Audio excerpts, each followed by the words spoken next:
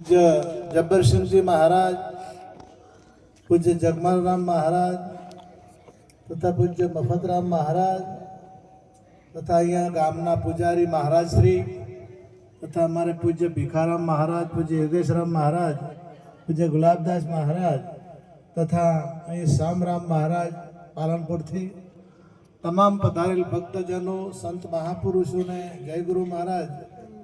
विशेष तो આજનો જે યોગ આપણને મળ્યો છે એ બહુ મહાન અને બહુ એમ કે આપણને જે સમજવા જેવી વાતો છે, આવા સંતોનો લાભ મળવો બહુ કઠિન છે।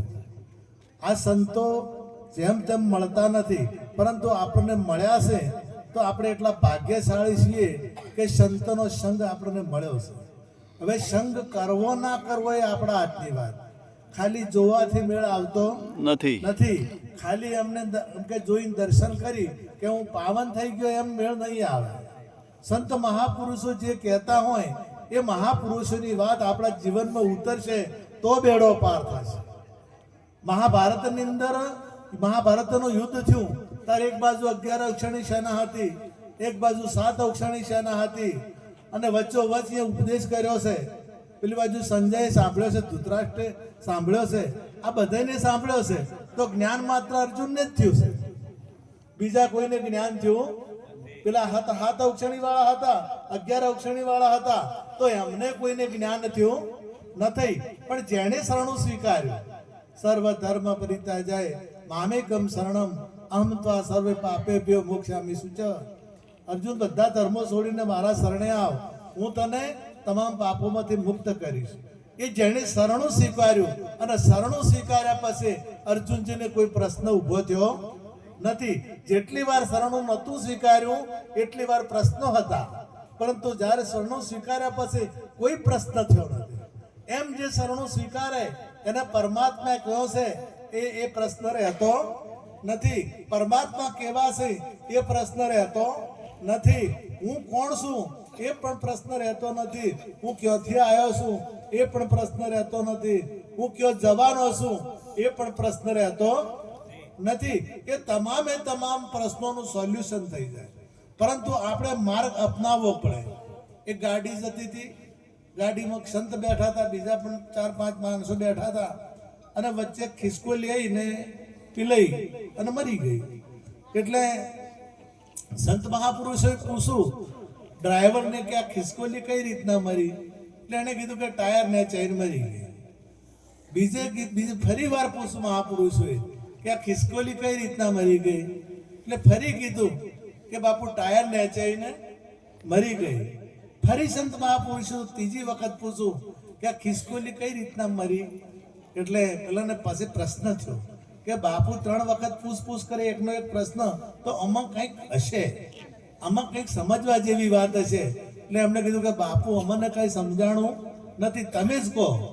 બાપુએ જવાબ આપ્યો કે ખિસકોલી આમ જતી હતી, આમ જતી હતી એટલે ગાડી તમે થોડી આમ મળી દૂર હતી, પણ પાછી ખિસકોલી પાછી વળી એટલે ફરી તમે ગાડી મળી એટલી વાર દૂર હતી, પરંતુ ફેર તમે ગાડી મળી ખિસકોલી પાછી વળી એટલે ટાયર નીચે આવી।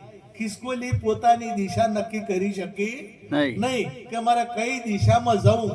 જો એ દિશા જતી હતી એ દિશામાં જઈ હોત અથવા ફરી પાછી વળી એ દિશામાં જઈ હોત તો ખિસકોલી મૃત્યુ પામી હોત નહીં। એમ આપણે આ જીવનમાં દિશા નક્કી ના થાય।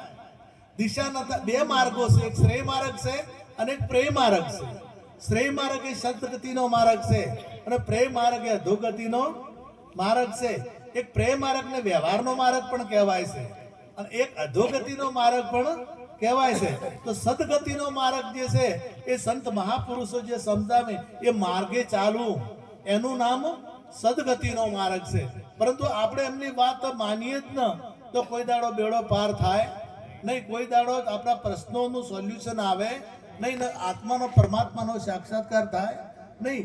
પરમાત્માનો સાક્ષાત્કાર કરવા માટે ઘણા બધા પ્રશ્નો છે। અમારા સદગુરુ સદારામ બાપાએ ગાયું કે જીવ એક થતો એ કેમ અનેક થયા? હે રામ, તમે એક થતો કેમ અનેક થયા? તારો વિચાર કરું તો પાર ના આવે। હે રામ, નામ રૂપ ગુણની તમે લીલા કરી, એ લીલા જોવાનો આનંદ આવે. એ રામ એક સત કેમ અનેક થયા. આ એક સત હોય આપણને અનેક લાગે છે.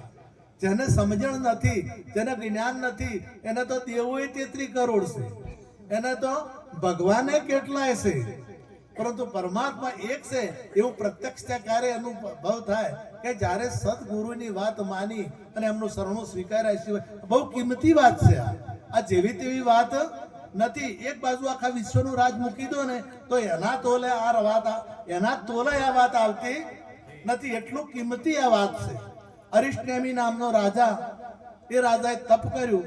તપ કર્યું એટલે ઇન્દ્રલોકમાં ઇન્દ્રને ખબર પડી કે અરિષ્ટનેમીનું તપ હવે ફળીભૂત થયું છે, એટલે એને લેવા મોકલો.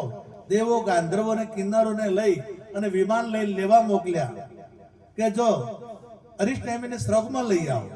એટલે અરિષ્ટનેમી પાસે જ્યાં 3 અને કીધું કે તમને સ્વર્ગલોકમાં લઈ જવાના છે અને તમને ઇન્દ્ર રાજાએ આદેશ કર્યો છે તો તમે ચાલો.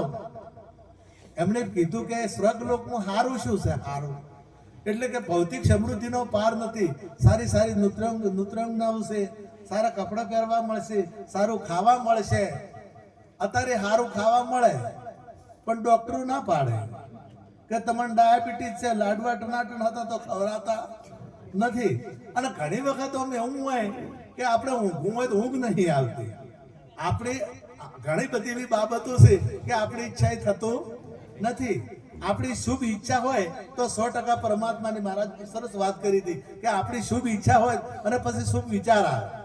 શુભ ઈચ્છા પછી શુભ વિચાર આવે અને શુભ વિચાર થાય તો કાર્ય થાય. એ શુભ ઈચ્છા થાય તો સદગુરુ મહારાજની ચરણે જવાની, આ ભજન કરવાની પણ એક ઈચ્છા થઈ અને ઈચ્છા થઈ તો આ કાર્ય થયું. પણ ઈચ્છા જવળી થાય તો મેળ આવતો નથી. એટલે આપણે કે સારું છે, સારું પહેરવાનું છે, સારું ખાવાનું છે, જો રાસ નાચ પાન આ બધું અહીંયા જે ભૌતિક સમૃદ્ધિ નથી એવી રીતે ભૌતિક સમૃદ્ધિ છે. એટલે કે એ સારું છે પણ ખરાબ પાહું કયું એટલે કે ઈર્ષા નદી કઈ વધારે કે એ કેમ ઈર્ષા નદી કઈ કેમ અહીંયા?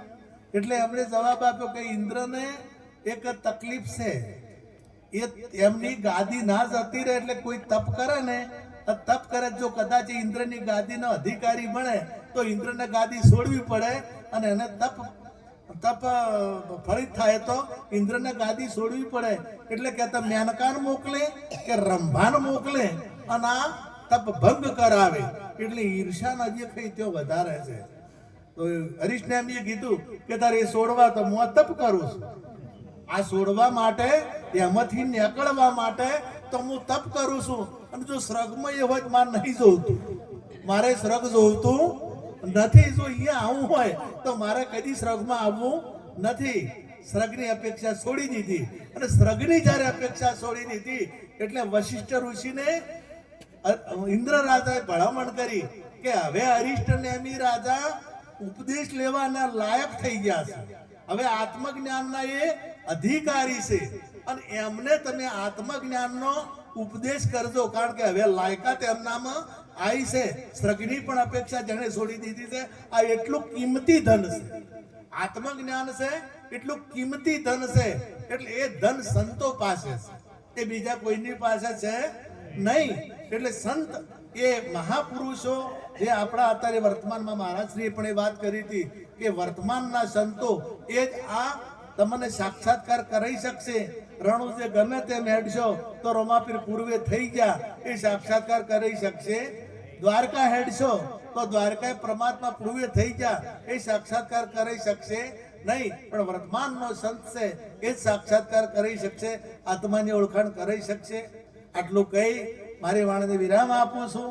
આ પરિવારને તાળીઓથી વધાવો કે જેને આપણને બધાને રસપ્રદ દર્શન કરાવ્યા અને આવા એક મહાન સંત અને બીજા અનેક સંતોના આપણને દર્શન કરાયા. જય ગુરુ મહારાજ.